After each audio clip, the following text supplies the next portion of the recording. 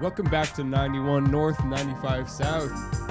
This is Dan Drainville here with your co-host Max DeMeza. Hello. What's up, guys? A little loud. A little too loud? No, me. Oh. Yeah. What's up, guys? Hope you had a great Thanksgiving.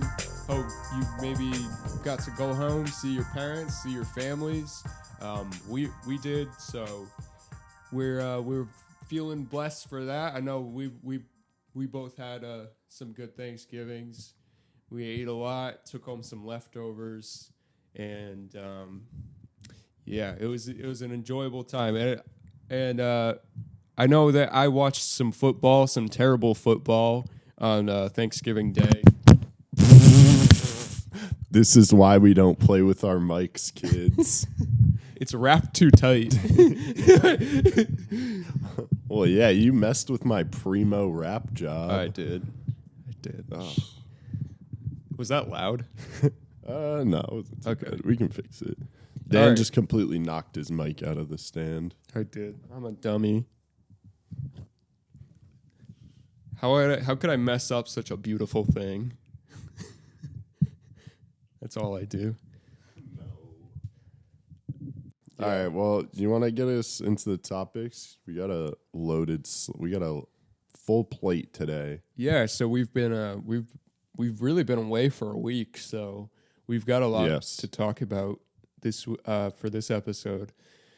So coming up later in this episode, we're gonna have some talk about the New England Patriots, my team, and then Boo. in that. You know what? I was gonna glaze past that, but how about I not? How about I not do that? Because you don't disrespect the greatest team, the undisputed greatest team in the AFC. Okay? All right. You don't talk about Mac Jones like that. Mac Jones, Matt Judon. This team's going all the way, baby. Hey, yo.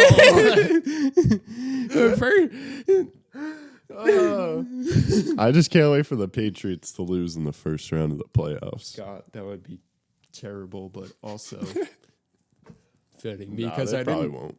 Yeah, I didn't expect the team to make it this far. Before the season started. Who expected the PATS to be 8-4? But we'll get into that. So we started off with 2 losses, and I just thought things were destined to implode, and it just shows how foolish I was. Yeah.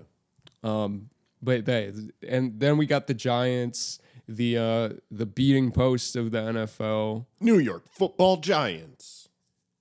Not the beating, not the turnstile, but certainly one of the worst teams, I would say, in the NFL. Yes. At this moment. Yes. We'll talk about that later. But yes. Then we got a review of our NBA predictions. If you guys remember, we made a host of predictions about the NBA, and our team specifically early on in the season. So we're gonna revisit those, and we're gonna find out, if our predictions were accurate, if they've rang true to what we thought would happen early on in the season, and kind of take that into where we see our teams going for the rest of the season too, which is we got a lot more games to play, but yes, we've got a large sample size now, and we got the NBA standings, and we'll see risers and fallers if maybe our teams could get knocked out of their current spot, or maybe they're going to rise up. And so that after that, we're going to talk about some NHL, Rangers and Bruins. Yes. Our respective teams, and then the Mets. And we love talking about the Mets. I wrote Mets off-season on our topics list, knowing that Dan has no idea what that means. Absolutely none. All right. Hoodie Mellow is awesome. Hoodie Mellow. Let's get into this Pats season. Okay. So I'm going to start the clock. We have 10 minutes each subject because we took way too long on the this intro. is probably good. You ready? Yeah. 10 minutes. Go. You're wasting time. I'm sorry. Guys, when I tell you I love this fucking team, it's unreal the amount of love I have for the New England Patriots. Would I go through the list of the players that we have, and when I tell you that every single one of them is a dog, and this team is just cruising. We're cruising. We're cruising. The Pats have now won 6 straight games. Okay, and it wasn't 6. It wasn't necessarily a cakewalk either, because when you look have you looked at the point differential the Pats are throwing up? I have, and I'm glad you brought that up. I don't have the exact statistics. Plus 146 over the last 5 the season. Oh, over the season. That is That's absurd. That is crazy. But when you think about it, when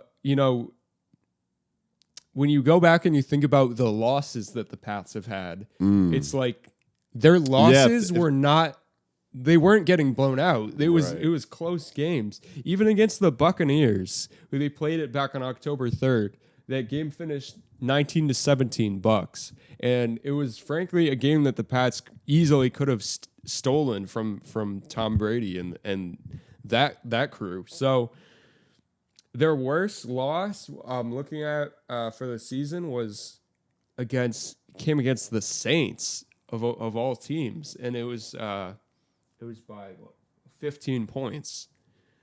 So the point differential, I mean, they've really come on, over these past 6 wins, and you look at it, putting up 54 points on the Jets to their 13 points.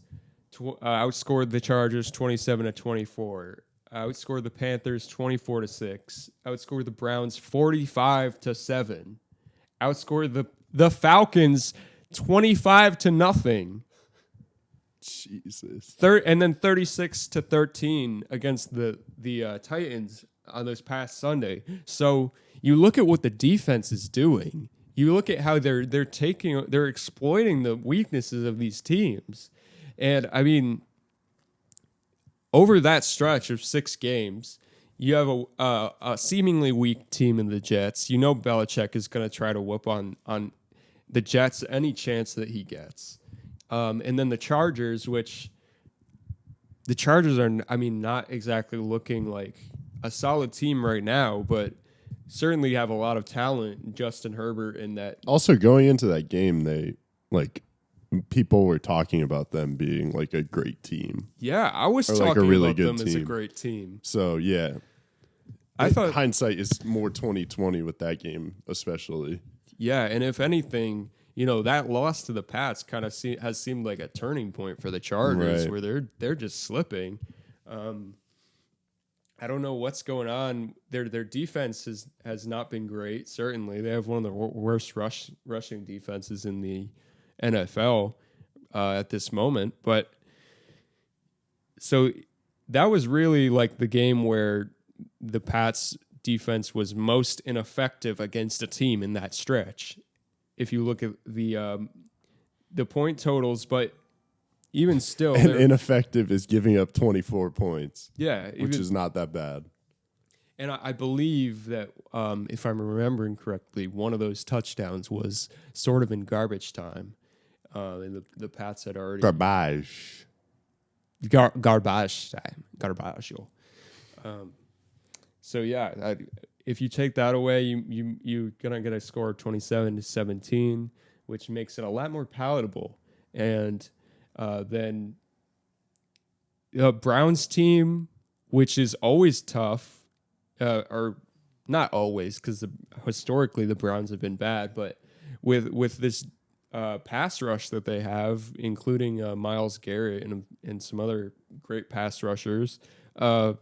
It's should be a tough team, especially for a Pats team that has, one of their weaker points has certainly been the offensive line. Not in this game. They held up pretty well, and they stopped that Browns pass rush, and they ran it up for 45 points on them. So it's like, what you think, I don't know, what you think is going to happen, you can't,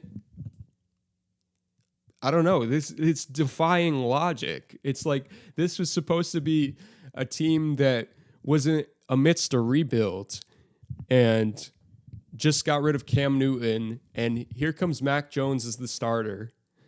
And nobody has expectations. We saw in our last backup that we had, Jarrett Stidham, who played a little bit for the team, didn't pan out great. That was the last, I think, quarterback the Pats drafted. And, Mac Jones falls in the draft. You scoop him up and immediately comes in as a great talent and throwing accurate balls all over the field. You could throw the deep pass, throw short and intermediate areas. And I can tell you that not a single, I listen to Bill Simmons a lot, and prior to the season talked about a bet involving the Pats winning over 9 games, which I don't think was unreasonable, but I don't think that anyone has expected the success against some of the tougher teams in the NFL that we've seen so far. And I think one of the triumphs of this season was holding the Buccaneers to 19 points, even in a loss. Are we at 10? 3 minutes left. 3 minutes. Okay. So I'll try to wrap this up and make this brief with an inclusion shout out to the game on that occurred on Sunday. I'll take you through that. So, I mean, all the things that I've been talking about, the defense's ability to stifle a team and go after probably its greatest strengths, I would say. Over the course of the season, the Titans' strength, you would obviously say, prior to Derrick Henry's injury, would have been their ability to run the ball down teams' throats. He goes down. They bring in Adrian Peterson. They have backup Dante Foreman. Then they have, I'm forgetting the third guy's name, but he's Jeremy McNichols, pass catching back. They're left with that 3-headed monster, and then Foreman gets injured, and they fire Adrian Peterson. So now they're bringing in this guy, Hilliard, who started in this game. And to his credit, he broke off a long run and on a play where the Pats defense frankly looked foolish. I mean, that should not have gone for a touchdown, and he ended up breaking through. He's very fast, so that definitely boosted his rushing stats a bit. But other than that, they for the most part took away the run, and that has been the identity of this Titans team, and is what Belichick does so well, is take away your team's greatest strength. And to the Titans' credit, they're without A.J. Brown now. I think he went on injured reserve. They're without Julio Jones. This team is really suffering. So I always expected, the Pats to get this win on Sunday. But to do it in the fashion that they did, and to do it with Mac Jones being so accurate, he threw a deep pass to Jacoby Myers. He threw another ball that was caught by Kendrick Bourne, who took this all the way for a long touchdown. The receivers are looking great. Mac's looking great. This team, I see it going a long way. I see it, at least locking in a playoff spot over the rest of the time. We've got 2 games against the Bills coming up. I think the Pats have a bye week this week, and then they play against the Bills. No, they're playing next. They play Monday. The Bills, December 6th, which I think is a Monday. I think it's Monday. And big game. I'll tell you guys, I've believed in this team for all season, and it's why me and Max have a fantasy league, and I've locked Bill Belichick in as our head coach, which you get 10 points if your head coach wins. It's because I believe in these guys, and I'm gonna continue believing them. I'm gonna start Bill, and I got to wrap up here, but I'm gonna start Bill in this game against the Buffalo Bills, and I know that I really think that they're gonna get this win. I mentioned in the past, they've got Stephon Diggs, they've got Dawson Knox, but are lacking overall in skill players, I would say. And yeah, Nick Folk was on fire in this game too. When you have confidence at kicker, you can do anything. That's all I got to say. Attaboy. There we go. All right. One team down. Patriots, big game on Monday. Now I'm handing the timer off to Dan. Doo-doo. And I have to figure out a way to stretch 10 minutes into this Giants talk, because what do I have to say other than this season has been a waste? This team is a waste. Relegate the New York football teams. Both Jets and Giants should be out of the NFL. They're not up to snuff. You have the most touchdowns scored by an individual player is tied with 3 people. You want to guess how many touchdowns those 3 have? Wait, most scored by an individual, like on the Giants? Yeah. Not passing touchdowns, right? Because that would obviously be Daniel Jones. Just total.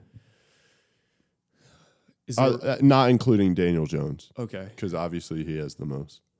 I would say Devontae Freeman. Do you mean Devontae Booker? Aren't they playing Devontae Freeman right now, a running back? No. Oh.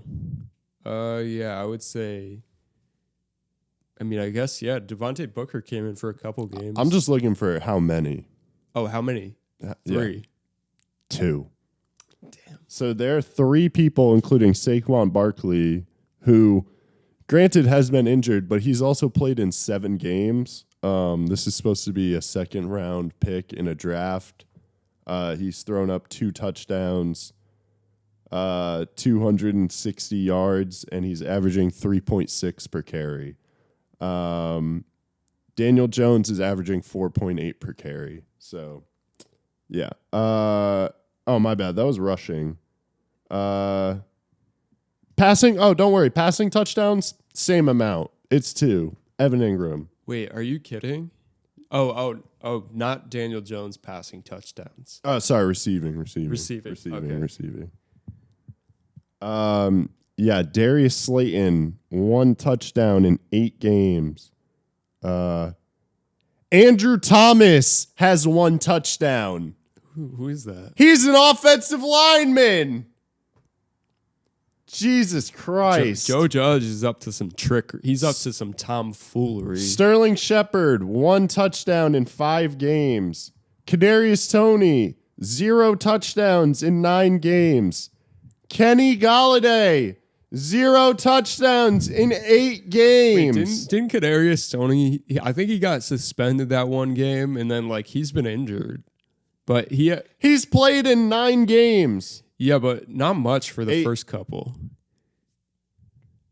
He's played in 9 games and has 0 touchdowns. Saquon been injured for the whole year, so I gotta give him some leeway. But he's played in 7 games. Yeah, true. It's just abysmal what this team is doing. They're so bad. I feel bad for Giants fans. Yeah. I watched the game on Sunday. I watched the game yesterday against the Eagles. It was probably the worst football game I've ever seen in my life. Total score was 13-7, and the Giants offense, they were gifted 4 interceptions by their defense, and they put up a touchdown. They put up 1 touchdown. See, you got to score more off turnovers than that. Did they at least kick field goals off these turnovers or what? Like, I don't know. I wasn't paying that. I watched like the second half with my dad, but it was just bad. Both teams were bad, but the Giants, oh my God. I mean, the Eagles should have won the game at the end. Rager literally had the ball in his hands at the goal line off a pass from Jalen Hurts and just didn't catch it. damn. So That's yeah, a rough one. so they should have lost. I know I saw after the game that Devontae Smith was complaining he should have got the ball more because I guess he was wide open on a couple plays that Jalen Hurts just missed him on. I don't know. He I was didn't gonna finish say with a lot. What were you going to say? I was gonna say the Eagles wide receivers did not seem to get open, but they just weren't really showing the routes they were running. So maybe it was just Jalen Hurts missing people. Because I was thinking that I was like, wow, the Giants secondary looks pretty good. I guess they're Jalen Hurts can't find anybody open. What'd you feel about Jalen Hurts? I know we're talking about the Giants, but what'd you feel about Jalen Hurts going over that for real quick? I mean, he threw 4 picks. I still don't know how to feel about Jalen Hurts as a whole. I've seen really good stuff out of him, but I've also seen some really bad games. Yeah, I mean, he was a 2nd-round pick, so I feel like he's destined for a backup role. I think he shows glimpses, but I think what really like separates starters from backups is like the ability to do or make good plays consistently. And that's something you're not really seeing from him. Because I did see plays where I was like, okay, that was good. That was a nice pass. Sure. It was a good scramble. But then other times it's like, what are you thinking on this play, you know? What was I going to say? Oh, yeah. Really quick, last thing on that game. The announcers were awful. Who was calling this? I don't know who was calling. I don't remember. But the color guy, the color commentary, bro, he was just making things up. He was like, yeah, the Eagles defense is it just really thrives when, you know, Jalen Hurts is getting out there and he's scrambling and just make a play by himself. What? And they're talking about it like it's a good thing. When really that guy just said their defense or their offense is at its best when plays don't work and their quarterback has to make a play. Like, that's not good. Huh? Then wait, offense or defense? Offense. Okay. Then he said the Giants got like a 1-yard gain or something, and Saquon got hype. And the guy was like, yeah, I love to see that. You know, 1-yard gains are like what it's all about or something. Sir, what are you talking about? Was he just being sarcastic? No, like this guy was just lying to everyone, like acting like we weren't watching the game. Like, sir, 1-yard gains are not a good thing. He's like, yeah, I know you guys have already turned this shit off to watch the Great British Baking Show anyway. So I'm just going to make stuff up now. Yeah, it was bad. Oh, my God. But yeah, the Giants aren't going to really do anything. The offensive line is whatever. But I heard other people talking, and they brought up a good point. You know, it doesn't take a perfect offensive line to make a good quarterback. Russell Wilson has consistently been in the top 5, like, most sacked quarterbacks in the league the last few years. Oh, yeah. And he was also an MVP candidate last year. So there's that. Joe Burrow, Bengals offensive line let him get his knee ripped apart last year, but you could still tell that this dude was going to be a really good quarterback off the rip. And you could say, well, he had better weapons than Daniel Jones. Daniel Jones has really good weapons right now, or supposed to be really good weapons right now, and they're not. No, 100%. So but it's It's just a bad team. I understand. Like the Giants have dealt with so many injuries. They have, but like, and even for this game, like Tony Shepard were out, I think, and who was playing wide receiver? Like they have Tony and Shepard. They had Slayton. They had Slayton. They had Galladay out there. Oh, they did. They have Galladay. Yeah, no, they had weapons. They had Saquon out there. It's like you can blame injuries, but like you've also had them play most of the games. Like all those guys, they played the least that they played was 7 at Saquon, which is still the majority of the games. So there's only so much you can blame on injuries when like the players when they're out there they're not doing anything. Oh yeah, you still need to have like some next man up. Like yeah, it'd be one thing if like Kenny Galladay had more than 0 touchdowns. Like you can blame injuries, but if you're playing 8 games, you can't get 1 tutty. Yeah, you can't get 2. I kind of feel similar to them as I do the Titans, where it's like they've dealt with so many injuries. It's kind of hard to have a solid game plan when every night some guy's gonna be out. Yeah. All right. Well, to wrap up the season prediction for the Giants, they fired their offensive coordinator. So that's Jason a good Garrett. sign. Yeah. You always love to see that. He sucks. Yeah. So he's going to be fighting to stay in the league. Yeah. Probably. I don't know how he was on the Cowboys for like 10 years. So long. But yeah, the Giants aren't going to do anything.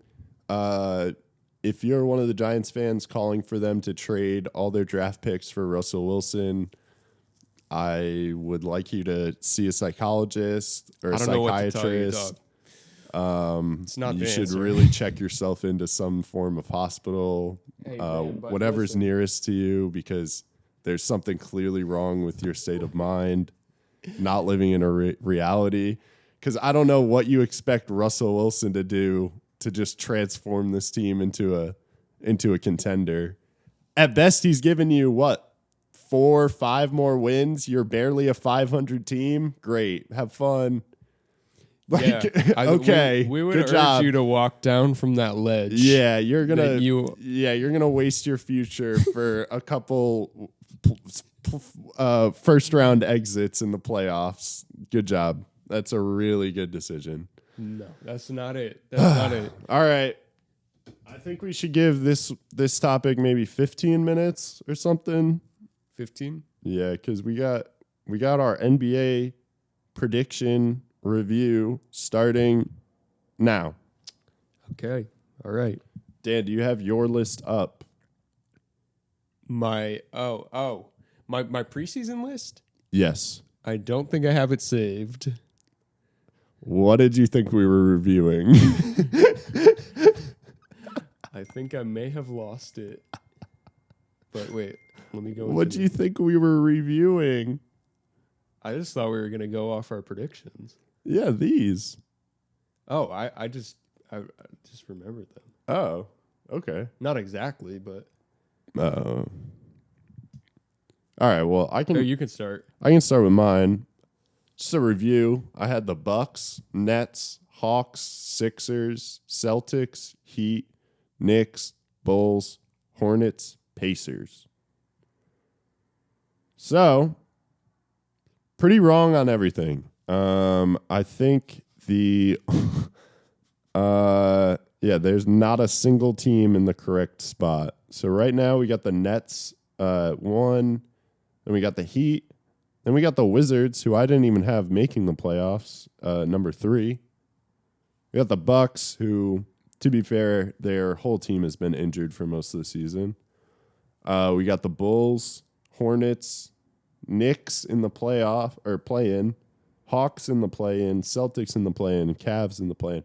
Cavs have looked really good. I think they've been one of the bigger surprises. Yeah, other than the Wizards, I guess, which I, to be honest, have not watched much Wizards basketball. All I know is that Kyle Kuzma and Montrez are having a resurgence. Kuzma's having an emergence. But yeah, so pretty wrong. Hornets also looking good. I think the Knicks can get out of the play-in. Celtics, probably the biggest drop-off. Oh, and I didn't even mention the Sixers. They're not even in the playoff picture right now. They are 4 games back. They're 10-10, tied with the Cavs. I assume the Cavs have some sort of tiebreaker on them. And then the Pacers, I'm not really surprised that they're not in it. I barely had them. I was actually going back and forth between the Wizards and the Pacers. I think I might have even put the Cavs in there at one point. But, yeah, just pretty wrong. Pretty bad prediction. Dan, you got anything to say about my predictions? I would say that. I mean, the Knicks is pretty. Oh, I got the Knicks right. Yeah, I got the Knicks right. We're the Knicks. I got the Knicks right. Oh, we had Cuomo. We had De Blasio. It was rough shit, but we got the Knicks. Yeah, you know, being a homer actually paid off in this. Bing bong. Fuck your life. Let's go. We're taking it all the way. Oh, that just got me so hype. Let's go. Yeah, that. You've had your time? Yeah.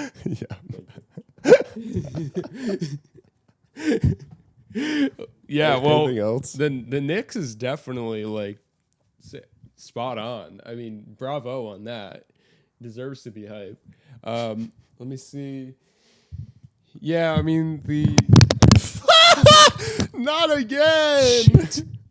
Sorry, guys. Oh, the Hawks one is it was really off on that one. Hawks one is poopy. Yeah, because the Hawks are at 8, what are they, 8 right now? Yeah.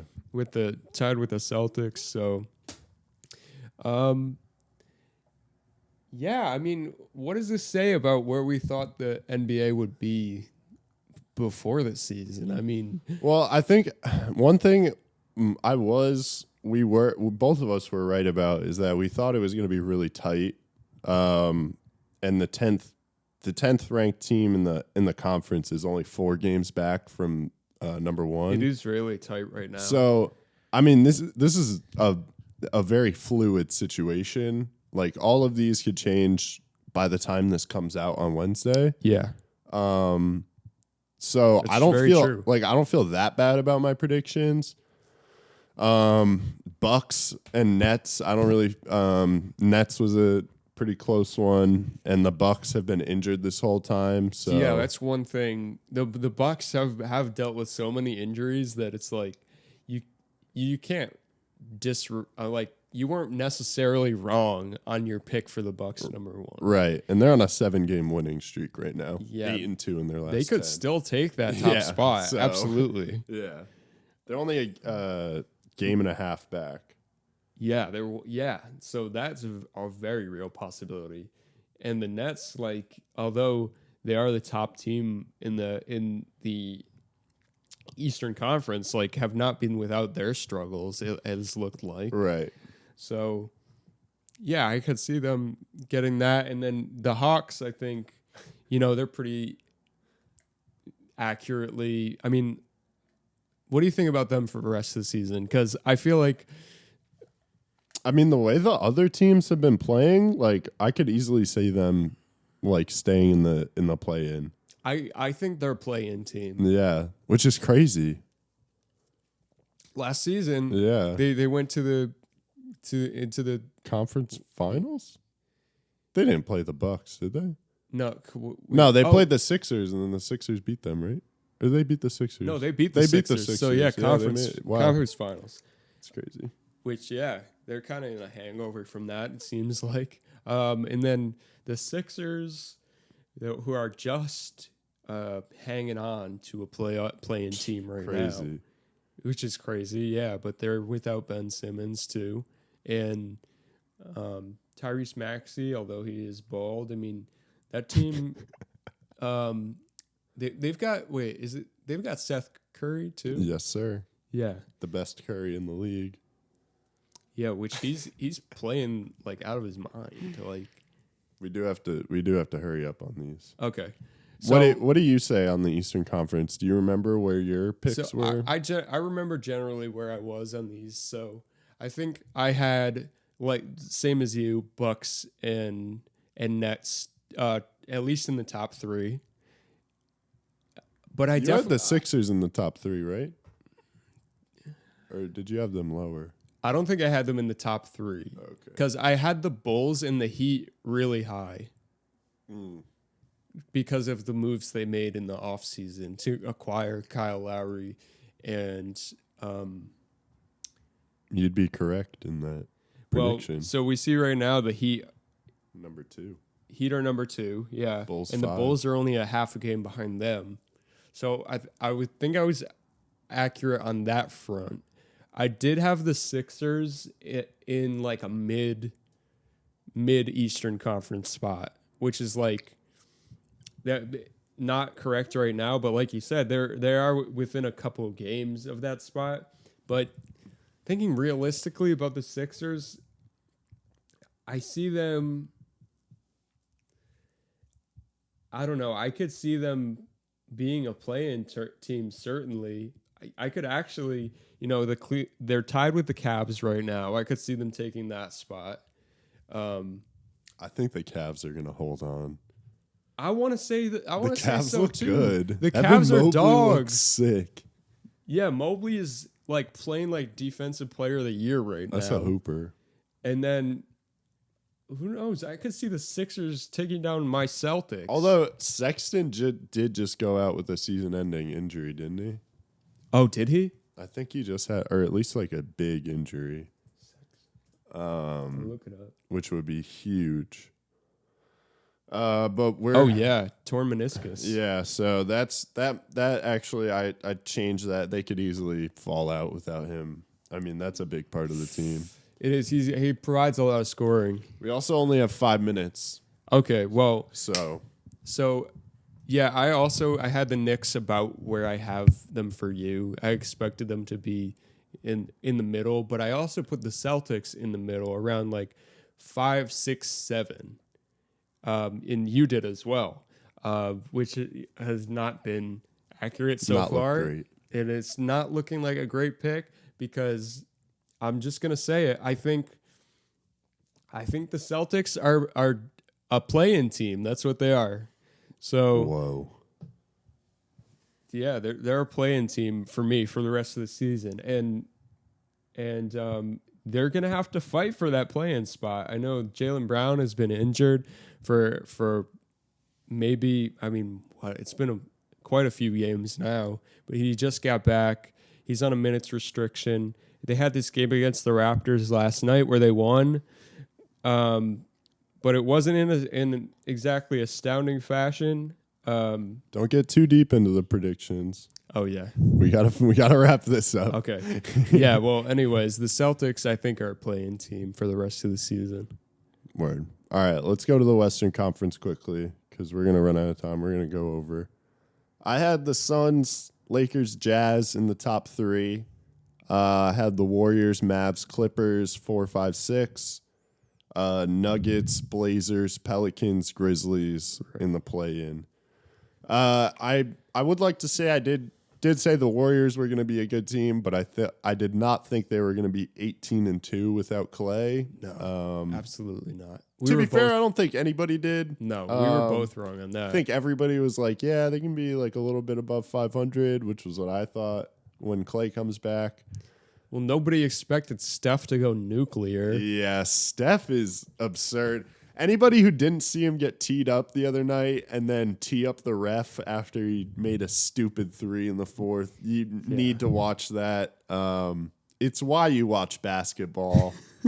In reality, like, Frankly, yeah. Yeah, like, it's why I watch basketball, to see stuff like that. It's just ridiculous. He is so good. Oh my God, he's playing ridiculous. some of the best ball of his career. If How not about the best? Yeah, and how about Gary Payton III playing his best ball? That's the thing Just about this yamming. team. It's like they got so many guys. It's like Jordan Poole, who has been like Steph's backup and playing alongside him. I mean, since Clay's gone down, Wiggins playing amazing. It's like, who are you going to take minutes from when Clay comes back? Because like they just got so many guys. True. Yeah, the Warriors look ridiculous. Suns are in second right now, so I was pretty close. Jazz, number 3. So we're bing bong right on They're that. at number 3 right now. Yeah. Obviously the Warriors is wrong, but the Mavs coming in at 4. I had them at 5, pretty close. Clippers coming in at 6. Coming in at 5. I had them at 6. Yep. Lakers, obviously a shock to everyone. Yeah. Well, maybe everyone except for the people that thought Russ wasn't going to be a fit. Pretty spot on with the Blazers. Heck yeah. The West? Okay. I mean, 7, 8, 9 are all tied with 10 wins, 10 losses. So yeah, the only pick I was wrong was the Pelicans, and I'm glad to see the Timberwolves are coming in at 8. Oh hell yeah! Because they're a good team. Like I thought they should be. Like on paper, you look at them and they're like, oh, those are hoopers. But yeah, then we got the Grizzlies and the Nuggets rounding out the play-in.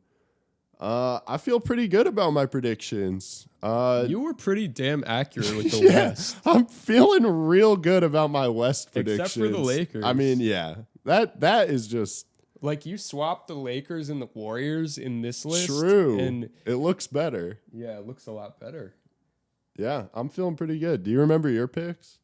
So I remember I had the I think I had you had Lakers 1, right? I think I had Lakers 1. I definitely had Jazz in the top 3. Yeah. Which is good. That's accurate. And then I think I had Suns at 3.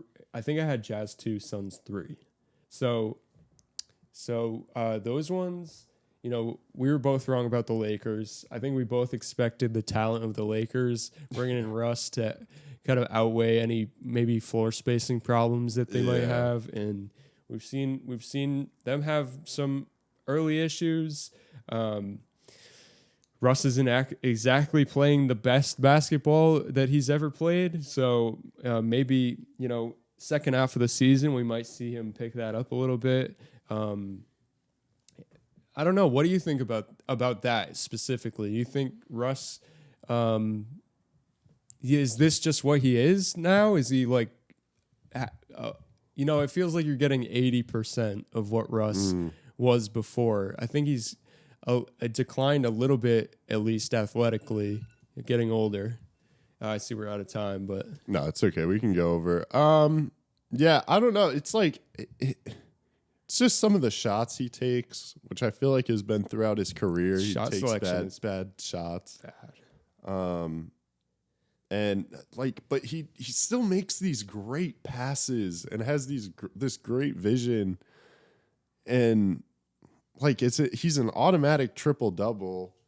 Like I think he just needs to just take less shots, and just look to pass more. Like just be Draymond Green. Like get 8-10 points a game, and then just dish. That. Yeah, he can because the Lakers have been running him as the point guard. So when LeBron gets back, well, LeBron is back. He was off he had the suspension, missed him at MSG. Russ actually had a really good game against the Knicks. He dropped 30. I kind of feel the same as you do, where I feel like Westbrook for this team should be like an upgraded version of Rajon Rondo. I was literally thinking the exact same thing. I almost interrupted you and said Rondo. like Rondo, he doesn't shoot. He drives inside and gets a layup, or he dishes it. Yes. And like that's what Russ can do at a tremendously high level. Yes. When he's taking outside shots, like threes, like he's not gonna be effective for your team. Yeah. I agree. Yeah, just be Rondo on steroids. Why can't we coach Westbrook? If Russ takes more than 8 shots a game, he's getting benched. It's gonna be like Brad Pitt and Moneyball. Yes, It's like, you can't play Westbrook. Well, I'm playing him. We've already had this discussion. No, you can't play Westbrook. I traded him. I traded him to the Timberwolves. But you just traded for him this offseason. Don't question me. I'll trade you. He's in the back room like, Westbrook, you're going to Minnesota. Pack your bags. You'll have an agent ready for you there. Just be straight with them. Yeah. Oh my God. No, for real though. Like if he just facilitates more, trust the shooters. Absolutely. Yeah. I do think that team could do with like one more like really good shooter. Yeah. I mean the guys they have are pretty like mid. Yeah. Horton Tucker has been hit or miss. But to be fair, like, do they have the salary cap room to get a solid shooter? Because you got budget guys. Yeah, you have Russ, AD, and LeBron all on these big money contracts. Yeah. So you kind of have to fill out the team with these like B-roll guys, which can be a detriment. If especially if the big guys. If your stars aren't playing what you need to do, then it really shows the flaws of the team. Yeah, absolutely. Which is why, like, I'm not gonna say too much, but like, which is why like people feel like paying Russ all that money is like not worth it because you're bringing him in on a huge contract, and it's like if you just want someone that can lay up and dish the ball, like you could get that at a lower cost. Right. Yeah. Yeah. Anything else you want to say about your predictions? No, I mean, I had the Nuggets spot on. I will say that. I didn't have the Timberwolves in the top 10 either. I didn't see them going for a play-in spot. It's still pretty tight, but I think they could hold on to that with the talent they have. And then, the Mavericks are interesting because it's like I still feel like they're not playing great basketball, but they're at 4th spot. And I have not watched much Mavericks ball, to be honest. Yeah, it's like or Suns, really. I haven't watched a lot of Suns. They're on a 16-game winning streak.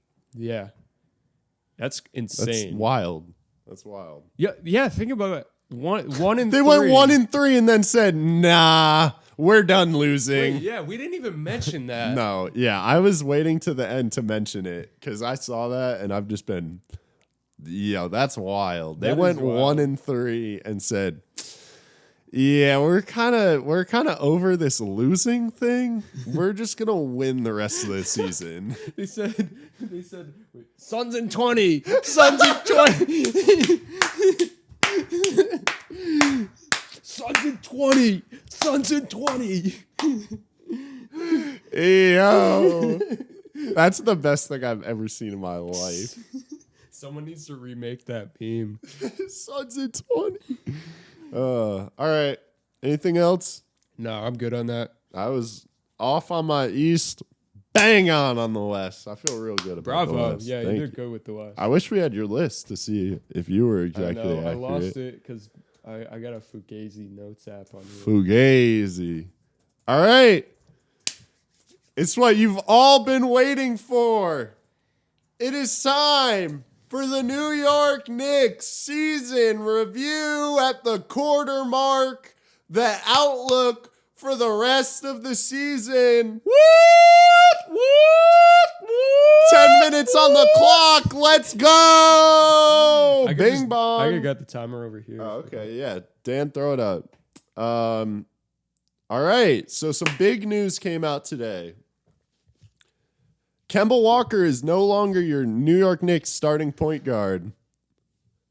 Alec Burks is taking that role. Ooh. And before that even came out, I was thinking to myself, I have to mention today on the podcast that I was wrong on my take about Reggie Bullock and keeping him. Yeah. over Burks. I did mention, I remember at the beginning of the season, I did say, kind of as an aside briefly, that Burks does add value because he can fill in at the point guard spot and he gives you that on the ball. He's able to handle the ball, distribute. And clearly I was right. He had his first start against the Hawks, looked really good. And I mean, Kemba has not been great this season to start out. He's been inconsistent. He's been streaky. I don't hate having Kemba come off the bench. He's only at, 13 million a year? 8 million? No, 8 million a year. Derrick Rose is at 13. So you have him and Derrick Rose, which I'm interested to see what happens with that when Derrick Rose comes back. Because they're kind of both point guards. I guess Kemba could play shooting guard. He's able to, focus on getting buckets. Yeah. Which might help. It might, if you tell him to focus more on just getting buckets, maybe just get into that flow. Julius has not really found his shooting yet. He is still shooting 41% and from the field, 33% from three. Big drop from last season, shooting 41, I want to say 40%. To be fair, Kemba has shot well from three. He's at 41% from the year. Burks at a scorching 45% from beyond the arc. Fournier heated up in that Hawks game. And we kind of came into the season expecting him to be kind of streaky. And that's one thing I'll say about this team is that they have been fairly streaky with their individual performances. But what I've liked is that on the whole, it seems like, it's kind of that next man up mentality and like, all right, Julius doesn't have it this game. Ev, you got it. All right, Ev doesn't have it this game. Burks, you got it. Okay, Burks doesn't have it this game. IQ's going to drop 12 points in the fourth quarter, go 4 for 5 from beyond the arc. Okay, yeah. Like, you just have a lot of guys that have that ability to score and to make things happen on offense. That has also been something they can fall into, where they have those guys that know they can score. And I feel like sometimes if the offense isn't flowing right, it's because they kind of get into that ISO ball and that one-on-one play, which really isn't how their offense thrives. It's making those extra passes, driving and kicking. They do a really good job at that. And also lobs. They've been doing a really good job on interior passes. Okay. What else? RJ, he had that hot streak where he was dropping like 25 for like 5 games in a row. But on the whole for the season, he's only shooting 39% from the field, 32% from three, averaging 1.5 makes on 5 attempts. You wouldn't expect that to continue over the course of the season. No, and he had a slow start last season shooting too, and picked it up. It's not as much of a problem as definitely it's on the lesser problems for the Knicks. Yeah, I'm not too worried, and plus he's taken a bigger role on defense too. So I think I've mentioned that before. That could also have an effect on his shooting. I'm sure it's not exactly relaxing to guard an NBA player, especially if you're getting those top assignments. So he's probably trying to figure out that balance. Just trying to find his stroke to begin the year. But overall, I'm pretty happy with the team. They're 11-10 right now, 11-9. I feel good. I think all these shooting woes, they're starting to balance out. I think they're going to find their stride. Their defense has been fairly inconsistent. which that's what's most concerning to me. yeah, their defense has not looked amazing this season. Definitely not as good as last. Which I think people were expecting, but I wasn't necessarily expecting. I thought Tibbs's scheme was going to work out, and they seem to be a good job closing out. I feel like they've been adjusting to the fact that they leave a lot of open threes, and I've seen that, or I've noticed that they've been closing out better. They just do a good job, each guy knowing what they have to do. Like you see, there's no hesitation when there's two open guys on the perimeter. Whatever Nick is on those two guys, whatever Knicks are on those two guys, both of them just break immediately and know exactly who they're closing out on, which is great. Like there's no hesitation. But yeah, teams have just been making more threes than they were last year on the Knicks. Their opponents are shooting 34% from three, and they're averaging 39 attempts, which is bottom 5 in the league. Wait, the Knicks? Yeah, so or the other teams? Their opponents. Oh, okay. Yeah, sorry. So yeah, not as elite as they were last year. They were like a top 3, I want to say, defense in the league. They're currently 13th in points per game, opposing points per game. But yeah, I think all this will work out, and I also don't think that they're going to be like a 5-10 game over 500 team.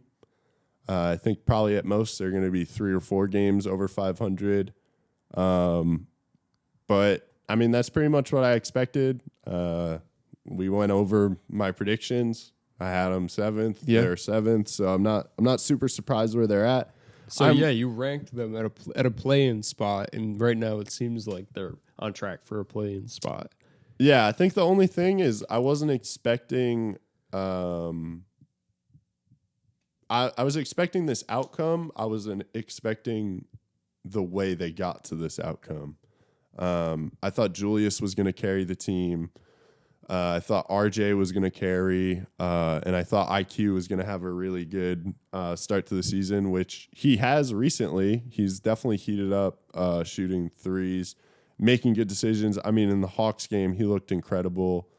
So hoping that to work out. I was kind of right about Evan, but then he cooled off. Hopefully he heats up. Definitely wrong about Kemba. I'll be the first to admit that. I was expecting a big season from Kemba, and he just got benched for Alec Burks. But yeah, I'm feeling good about the squad. Let's go Knicks. I hope you prove me wrong and get me out of the play-in. Let's go. Always. Yeah, I beat the timer. Still got a minute left. Let's go. Woo! That's what I'm talking about. Okay, well, That's just extra time for the Celtics. Yeah. Here, let me restart it. Boom. Okay. Woo! Yeah, so as Max is talking about the Knicks, I'm over here. I'm thinking about the Celtics. I'm like, damn. Like, yeah, we're probably, I mean, the Celtics, I mean, I feel are destined for a play-in spot at this moment. I mean, we've had struggles with I would say for a large part, like spreading the ball around. And I know Coach Udoka like spoke to this at one point where he's not happy with necessarily the way the points are being scored. I know Jason Tatum does have, I think at this moment, the most missed shots in the league. He's and he's scoring like 30 points a night, but it is on a lot of shots, and a lot of misses are coming with that. Do you have his field goal percentage? Here, let me get that up. really quick. Because I'd be curious. I know he was shooting like barely 30%, like 10 games in or something. So for this year, he is shooting 39.5% From the field? from the field, That's awful. and then 31% from three. Sheesh. So yeah, it's not the greatest Volume shooter. He is definitely a volume shooter. Let me go back and see what it was last season. Had to be like 45, 46%, right? So he is a career 45% shooter from field goal, and then 38.8% from three. Saying. So you see kind of the struggles that I mean, I wouldn't necessarily call them as struggles. He's just shooting way worse than he was in previous seasons, and I don't know why that is. I don't know if it's because Fuck! What? Corey Seager just signed with the fucking Rangers. Fuck! You guys don't know how lucky you are to be getting a live update 10 years? on the 10 years. Corey Seager's a Ranger for fucking life. Hey yo, I'm sorry, we gotta talk about that. Oh my God! Why can't the Yankees sign any free agents? Don't worry, it's all part of the plan, dog. They're playing Moneyball. Starling Marte, Mark Canha, Corey Seager, Max Scherzer, Kevin Gausman, Robbie Ray, all of these people. How do you think this increases the odds that you're getting Carlos Correa? Oh, yo, if we get Carlos Correa, I'm going to slit my freaking throat. I swear to God, I'll give myself a Colombian necktie. Myself, on the house. Correa for Gallo. Who says no? True. Oh, I'm so upset. I wanted Corey Seager so bad. Of course you did. Corey Seager's he's a freaking baller. Oh, what do the Rangers need with him? They're trash. Did the Rangers just signed Eduardo Rodriguez, right? That was the Rangers? Sure. I don't even know. They're stocking up. Jesus Christ. Best beware. Okay. Anything else you want to say about that? No, I'm very upset. Yeah, I'm sorry, dude. That fucking sucks. God. I just wanted Corey Seager. Who doesn't want Corey Seager? He's, like I said, he's a baller. Sorry for swearing, but fuck. Yeah, wow. You just got the update, huh? Yep, I just saw. That's awful. Wow. All right. So that's your update on the Yankees free agency moves. Or lack thereof. Fuck! We're just going to do whatever we can to field the best lineup that we can for the... We're just going to do what we do every year. Try to win a championship. And fail. Fuck! Oh my God. All right. Just let it all out. Back Man. to the Celtics. Just let it all out. Yeah, so... Jesus. Fuck! Corey Seager on the Celtics. So we're talking about Jason Tatum. Yeah, I don't know. He's been taking, I feel, more shots than he has in previous years too. And I don't know, they had Kemba the last season, and then they had Tatum also played alongside Kyrie, and they've had I think in the previous like 5 years or so, like other players that could really score. And I guess like maybe Tatum's just being asked to do more, but that's clearly feeling that not pressure. Perhaps feeling that pressure, but I want to just say that he's in a bit of a shooting slump, because clearly Udoka does not want the team to play this way. it's like he's been on the Right. record and vocal about not wanting to just go ISO with Tatum and Brown, which I have We talked about that, didn't we? Weren't we like, it's one thing if they're doing it themselves, another if it's the coach. So, I mean, it's good to know that it is the players just choosing to play this ISO ball. Yeah, because I mean, certainly you don't want your coach to say that. No, I mean it's not the 2000s anymore. No, and we've seen that's not a winning recipe. So I have oh wait, never mind. I thought I could pull up the points for players in these games. How dare you? I Thinking was you could look at stats. I'm not good at stats. I'm not good at This finding guy. stats. I go off vibes more. No stats, just vibes. So we're talking about season outlooks, obviously, and Obviously. I think if anything, like what is going to propel this team to get.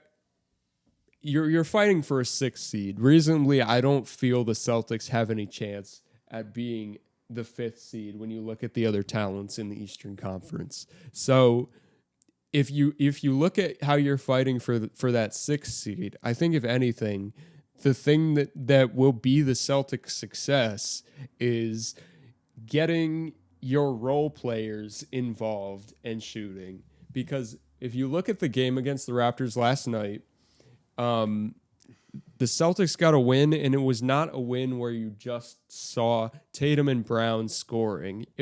Brown was on a minutes restriction still, and I don't remember how many points Tatum scored. Let me pull up the box score for this last game. I bet Schroeder went off.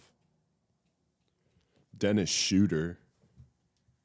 Dennis Schroeder. Yeah, he has been a good shooter, and I think Schroeder's a big net positive for this team. So Tatum scored only 8 points last night. And Washed. on 2 for 16 shots. Washed. 1 for 5 from 3. So, but he did finish with 10 assists, which is what we're hoping to see more of from Tatum and from Brown. Is spreading that ball outside to some of the role players. And Grant Williams, 15 points. Al Horford, 17 points. Marcus Smart, 21 points. And then Josh Richardson, 18 points. So when you're getting those role players involved, you don't need your guy to be efficient with his shots to get you a win. And the Raptors, to their credit, are a tough defensive team. So I think the recipe for success for this Celtics team should be getting everyone involved as much as possible. And you've got some solid bench players. Like Richardson is not a scrub for the most part. Like Cantor gave you 10 boards and 9 points in this game. And Cantor Freedom. yes, Enes Kanter Freedom, who just got Love that citizenship guy. and changed his name. Legend. I Yeah, love him. he's amazing. So yeah, I think Grant Williams has, as we hit our time here, I think Grant Williams, if the Celtics want to sustain success, is a big part of this because his 3-point shooting this season, he went 3 for 4 last night, and for a guy that a lot of fans were calling for his head and like being like, yeah, we want this guy gone. He's shooting 43% from 3 this year. 51.4% from the field. Wow. He's 50, balling. 40, 90 guy? Grant Williams? Yeah, 90 from free throw right now. Sheesh. And so he is balling right now. And Wow. you need to get him the rock as well and get him involved. So I think for the Celtics, I still see them as a play-in team. I think my perception, I was down on them early in the season. I'm still down on them as a whole. But, this last game gave me a glimmer of hope. And it showed me a little bit of the promised land to what the Celtics could be if they were playing well. See, I feel like that's the difference between like a New York fan and any other fan. What Knicks and Celtics are arguably in a very similar position, even like statistically with their players. But you're like, yeah, Celtics, I don't know. Like, I don't feel awful about them, but I don't feel really good. I'm like, yeah, nah, Knicks are looking solid. Like, good team. Like, Bing bong. Yeah. Because it's bing bong. Yeah, because I love the Knicks. I mean, the Celtics are the balls. The Celtics are the balls. There's no other reason why. Well, Dan has work in like 6 minutes, so we should probably call it. We can finish. Oh, no work? No work? Whoa! So if you want to talk Rangers Bruins, we could do that. Let's go. And then I'm gonna play Chell with Dan. Yay. And I'm gonna be Chara. Go Slovakia, big team Slovakia. Chara's guy. abusive in chill.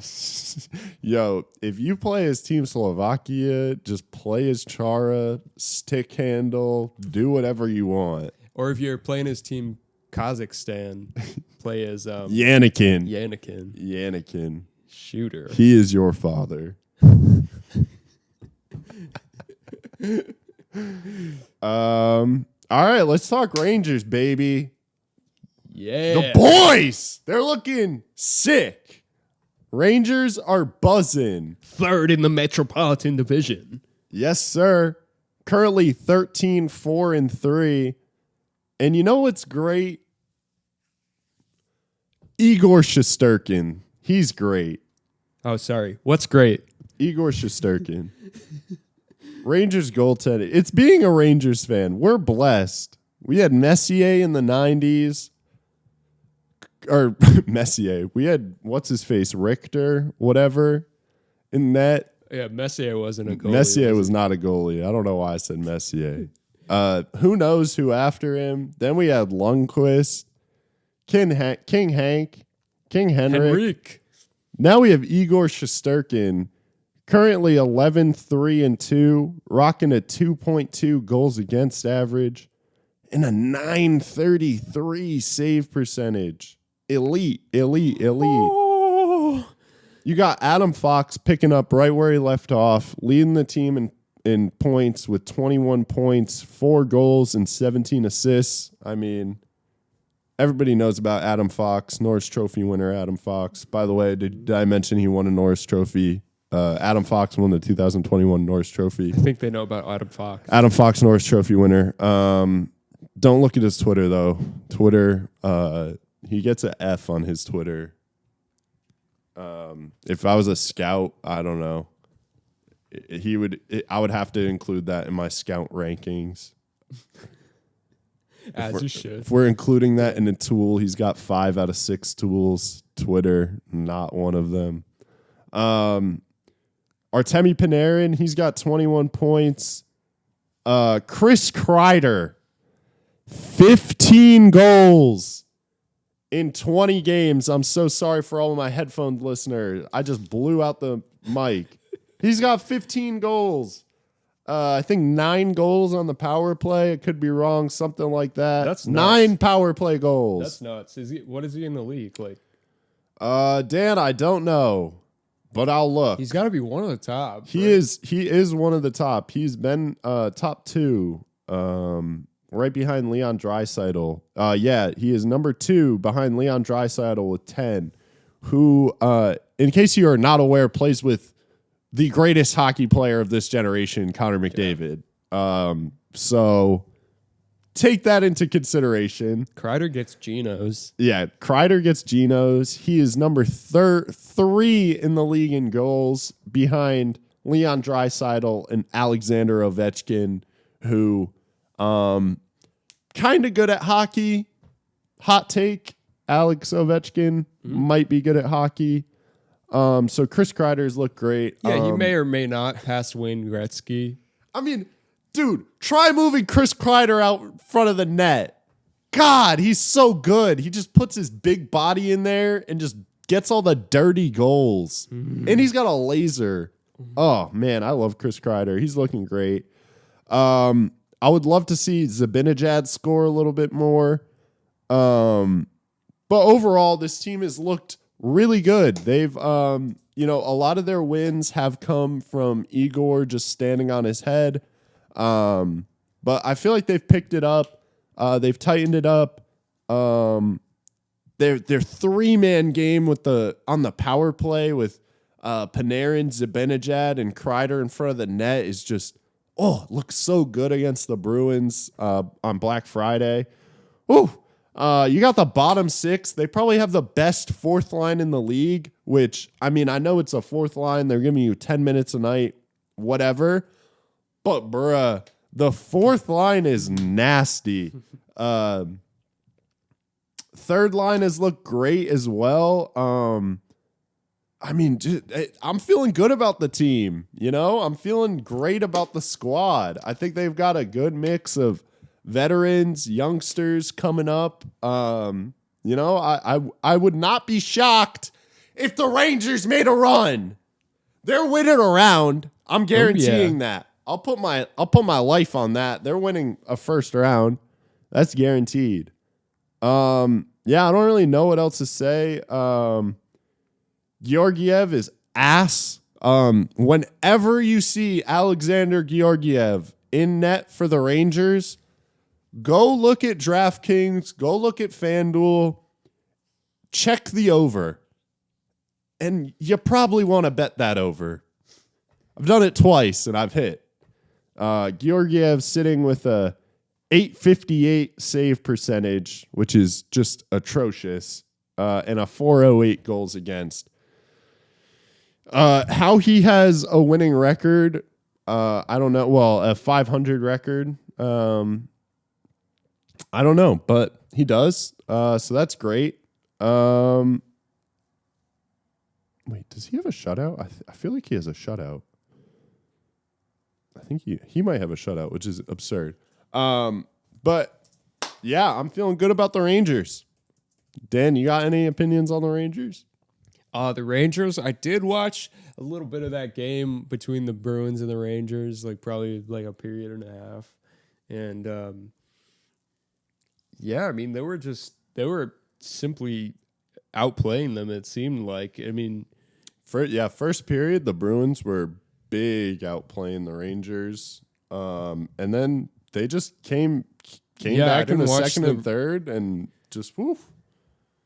Yeah, and it was when I stopped watching, I think it was 2-1 Rangers, and Shasturkin looked great. The Bruins had a steady buzz on for a while there, and he was unbudging. I mean, Shasturkin is one of the.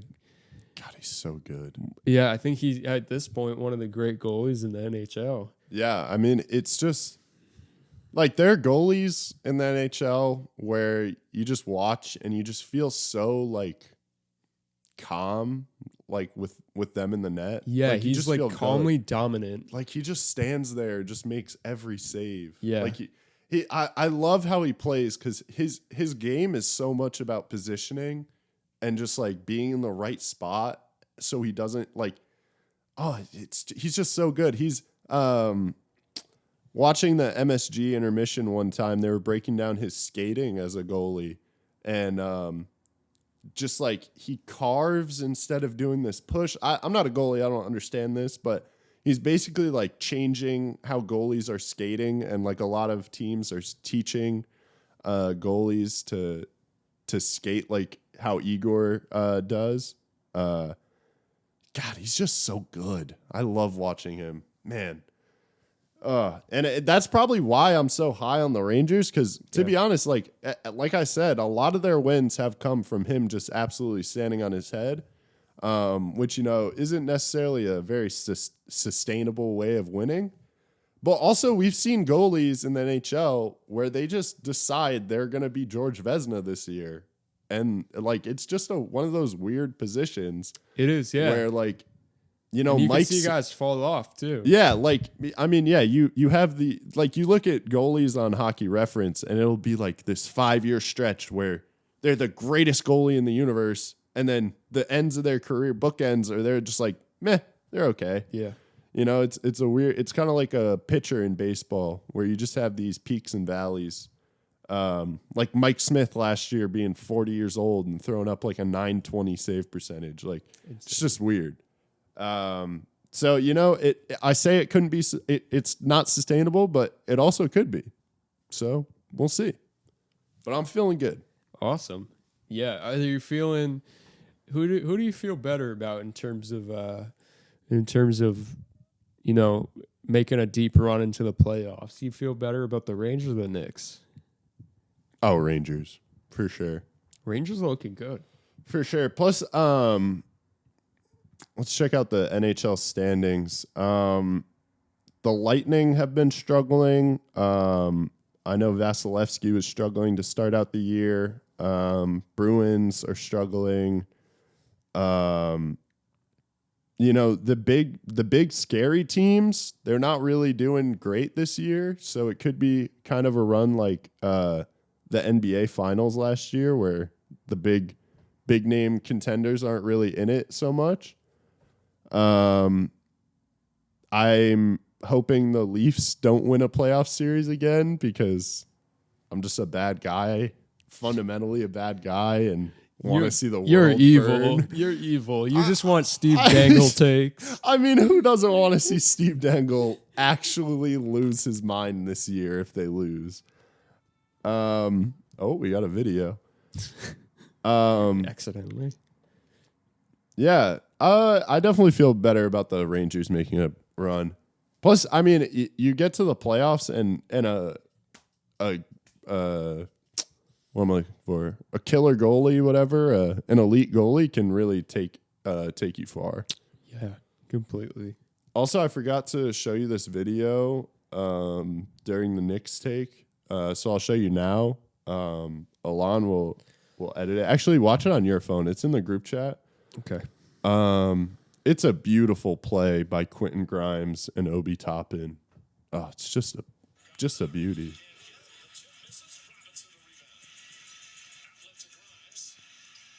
Okay, we got. Oh Yeah.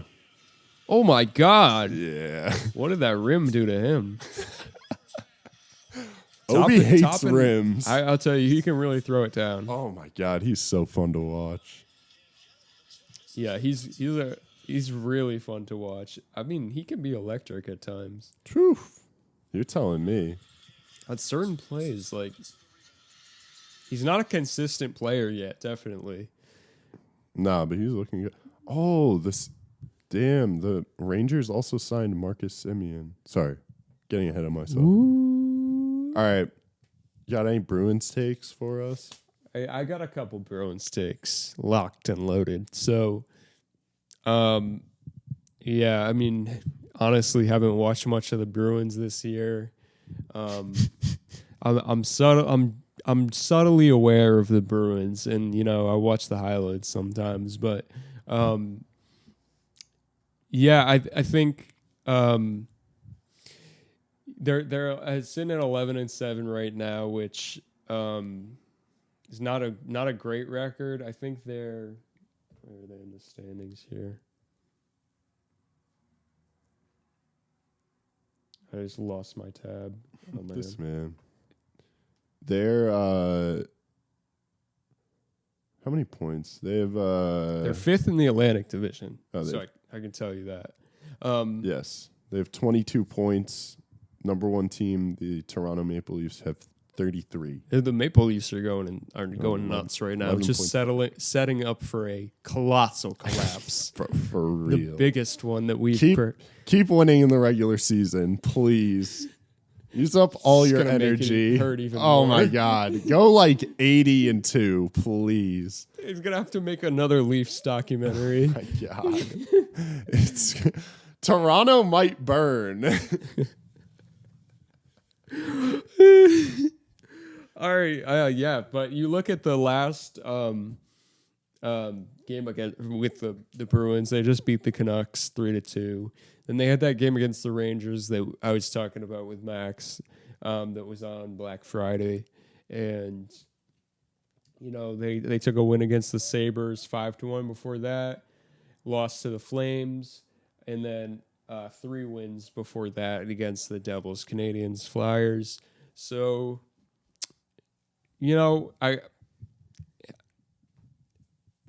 I could see this team definitely. Their top line is scoring as much as you can ask for, as well as probably perfection. Yeah, perfection. I mean, as much as any other team's first line.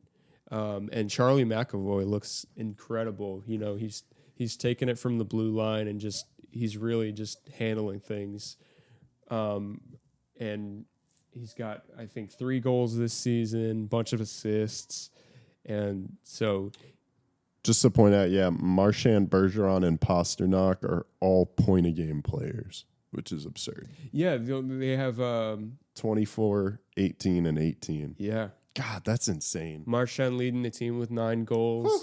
So it's like it's a really balanced first line. And God, so good. Yeah, they're really fun to watch. And then them paired with McAvoy at the defenseman, it's like he is making the contract seem worth it, as big as it is, and highest paid defenseman in the league at the moment, and he looks incredible. So the first line has been really good. Just to point out, the Bruins have also been without Tuukka this whole season. Yeah, which is important to mention. Very important to mention. Yeah. Because like you were mentioning with the goalies, and Shasturkin's dominance over the game and how you feel so calm when he's in the net. At least watching Tuukka, I've definitely felt like that calmness. Tuukka's like a perennial top 10 goalie in the league. Yeah, top 5 most years. Yeah, he's absolutely just a silent killer back there, and I think once they get him back, that changes your outlook on the season completely. So I could see them definitely fighting for a playoff spot, which is not exactly where they are at the moment. And they just got Nick Foligno back. Hopefully, he's a good veteran that'll be able to provide some scoring. And last 5 games back, hasn't scored a goal. He's got 3 assists over those games. So I think as he gets into a rhythm, this team will improve a little bit for that too. And also I wanted to talk about game against the Rangers. Panarin threw his gloves at Marchand. Oh yeah, I saw that. It's a little. Did you see what Marchand said after the game? No, what did he say? I think he was like, I told him what my favorite Thanksgiving food was, and I don't think he liked it or something like that. Something so stupid. It was so funny. It was so funny. But then Panarin clapped back. I forgot what he said. I'll look at it. I'll look for it while you talk. Panarin doesn't like mac and cheese. Yeah, him and Matt Judon are best friends. That's funny. That's so funny. Yeah, Marchand is just he's like the ultimate just Pat Bev pest, living in your head rent free. The just little shit that he does just bothers opponents so much. And so I think that was definitely a case. Panarin said, I lost $5,000, but thanks to the old general manager for $11.5 million, I'm good. Panarin getting the bag. He's but it's a weak comeback. And Panarin is not so much against Marchand. I think he could have come up with a better comeback, honestly. I don't know. It might not have been in response. To be fair, it might not have been in response to Marchand. More just the fine. Oh, yeah. Well, yeah.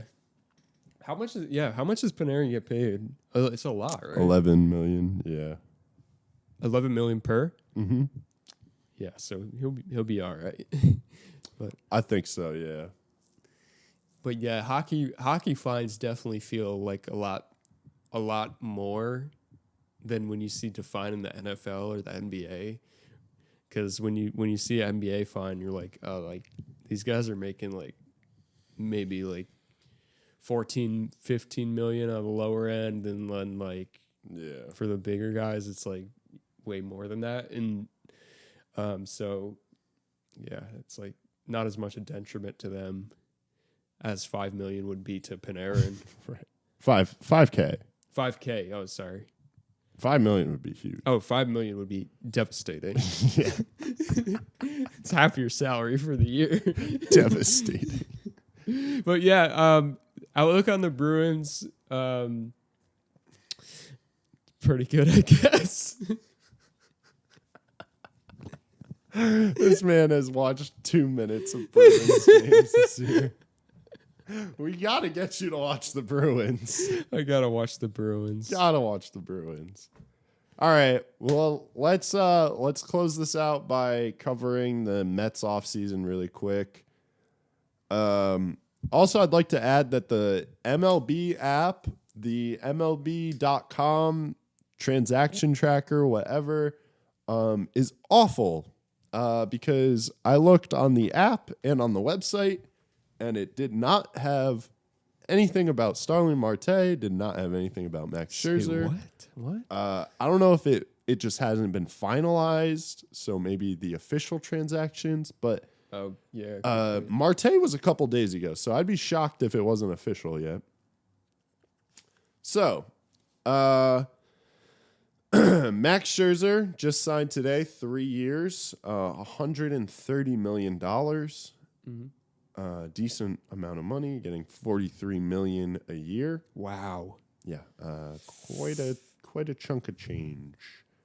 Then we have Starling Marte, 4 years, $78 million, getting 19 and a half. It's a pretty good deal. I like that. I feel like that's a really good price for Marte. How old is Marte now? He's been around. 33, so they're gonna have him until he's 37. It's not awful. No, you're still getting some prime. Yeah. And then Mark Canha, 2 years, 26 and a half, 13 per. Yeah, I mean, pretty good deals. Scherzer, he's going to be 40 by the time the deal runs out. So, for a pitcher, it's not crazy. Plus, he's been good the last few years. So yeah, the Mets are clearly making a push. I'm sure their fans are happy. As a Yankees fan, I'm not happy at all. Would have loved to get one of those guys. Also, really quick, I would love to point out that I'm not the only one that is upset or thinks the Rangers are crazy for their recent moves. This is a tweet right from the Spotrac account itself. The Texas Rangers have a .422 winning percentage over the past 5 seasons. They've now thrown $556 million at 3 players to try to immediately fix that. They signed Marcus Semien to a 7-year, $175 million deal. They, as you heard, they just signed Corey Seager. Let's not talk about that. Then they also signed John Gray to a 4-year, $56 million deal. Yeah, I don't really know what the Rangers are thinking. I don't really know if this pushes them. They're over making the a edge. push. I don't know. I feel like you should try and get to like 500 before you make that push. They That's said, just me. No, we're gonna skip 500. Yeah, we're gonna go from really bad to next year we're winning a World Series. I don't know. I don't know if I like it, but I hate it. They got Seager in for a long time, so Cool. Good job. God forbid the Yankees did God, that. Seager's so sexy. All right, that's it. Anything else? I'm really upset. Fuck the Yankees. He looked good in pinstripes. God, he looks so good in pinstripes. Sign a free agent. Hot take. Just sign a free agent? Maybe. Maybe sign a free agent. Oh, also Corey Kluber signed to the Rays. So I'm sure he's going to have an under 3 ERA with 30 starts because, he left the Yankees and now he's going to the Rays. So that's not a good sign. All right. What do you you want to wrap up? I was just going to check out Corey Kluber's stats, but we can do we're like 2 hours in. Corey Kluber threw a no-hitter last year. 3.83 ERA last year. Yeah, he was good until he got injured. Yeah, no, it was pretty solid. You got anything else you want to mention, Dan? No. I know we're well over time, under budget. Overtime and under budget. Working overtime, but we're underpaid. Underpaid? Yeah, we don't get any money. Quite underpaid. We're just doing it for the joy of sports. It's for the love of the game right here. Mm-hmm. Also a good Kevin Costner movie, baseball movie. Is that Love of the Game? Yeah, for the love of the game. Man, that guy loves baseball movies. Yeah, that's why I love Kevin Costner. This is at least the second one he's been in. And Field of Dreams. Yeah. Iconic. Well, that was the other one I was thinking of. And Bull Durham. That's what I thought. Oh, yeah. That guy just loves baseball, I guess. And he was in Draft Day. He was a big sports guy. You remember that movie? Came out like 5-6 years ago, maybe. I remember seeing he was a GM for the Browns. Oh, yeah. Yeah. Yeah. That's Shout out Kevin. Shout out Kevin, man. He was at Field of Dreams game at baseball, and it made me tear up. If you build it, they'll come. Yeah, MLB did a great job with that. Oh, also, John Henry is buying the Penguins. Is that Derrick Henry's brother? No, he's the GM of the Red Sox. Yeah. Weird move. Just wanted to mention that. Just word. Big Sidney Crosby guy. Like, doesn't that feel wrong? Oh yeah, it feels weird. It feels really weird to be working in one city and own another team in another city. Yeah. At least it's a different league, but hey, if it gets Sidney Crosby to watch the Sox games, that's gonna be the big promotion next year. Come see a Sox game. You might catch Sid the Kid. I'm drawing in the fans, guys. All right. All right. Should I close it out? Yep. All right. Socials. All right. You've been listening to 91 North, 95 South. If you enjoyed the show, like it. Be sure to comment. I think there was something I said to comment earlier. Comment AO. We love a good AO. AO. Ayo. Yeah, so do that. Subscribe. Follow us on Twitter, 91 North, 95 South. Follow us on Instagram, 91N, 95S. Join the Reddit page. We still have 0 members, so I would love one of you to join. Like anybody, just one person. All right, so that's our Reddit. We will cater to you. Yes, if you join, you'll be the only one in there. So we'll do whatever you want. Like. You basically run it for the podcast. Yeah. Do whatever you want. So yeah, that's 91 North, 95 South on Reddit. Then we got the Patreon. I almost said Patriots. We got the Patreon, 91 North, 95 South. We got the South. Patriots. We fuck the Patriots. Matt Judon, I'll DM you. What's good? Hey yo. What else? I think that's it. You've been listening to 91 North, 95 South. Max Meza here with Dan Dradeville. Thank you. Catch us next time.